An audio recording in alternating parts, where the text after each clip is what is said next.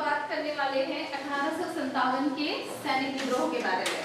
ठीक है, जिसको क्या माना जाता है, हम लोग बहुत सारा नाम दिए थे ना, सिपोय म्यूटिनी दिए थे, सैनिक विद्रोह दिए थे, राष्ट्रीय आंदोलन का नाम दिए थे, ऐसे बहुत सारे हम लोगों ने उसका नाम लिखा था, उसको समझने की कोशिश की थी। अब जब हम लोग बात करते हैं सिपोय म्यूटिनी की, यानी हमारा जो टॉपिक है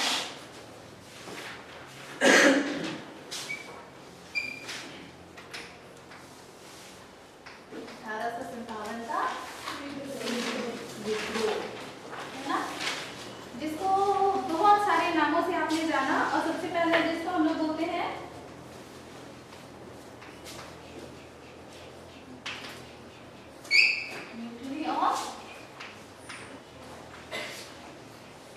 म्यूटिनी ऑफ सिपोय।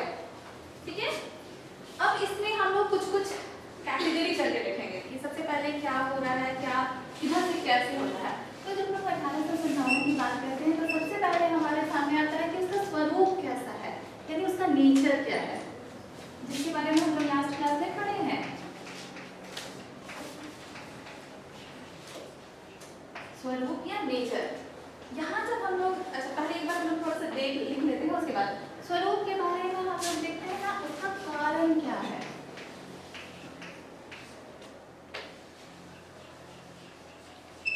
यानी उसके काउजेस पे बात करेंगे, उसका कारण क्या है, उसका परिणाम क्या होगा, या फिर कहाँ क्या क्या होगा। ठीक है, इसके बाद हम देखेंगे ना कि वो कहाँ से उभर रहा है, यानी उसका स्टार्टिंग एज, यानी आरंभ कहाँ से हो रहा है।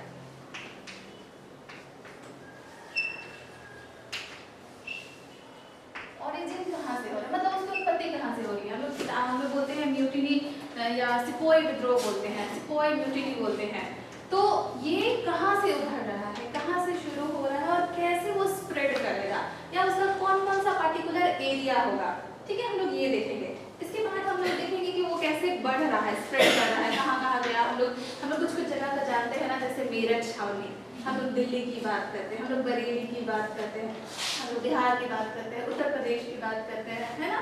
तो आखिर वो जो स्प्रेड कर रहा है, वहाँ कौन कौन नेता है, कौन कौन लोग हैं, और किस तरीके से ये जो विद्रोह है ये फैल रहा है।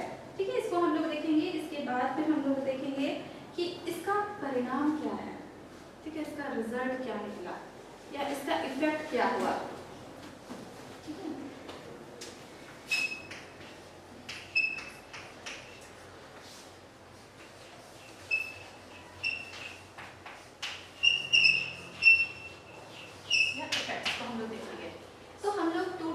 जो 1857 की क्रांति पढ़ते हैं या 1857 का विद्रोह को पढ़ते हैं, तो हम लोग इस चरण से गुजरेंगे। ये उसका फेज है, ये उसका स्टेज है।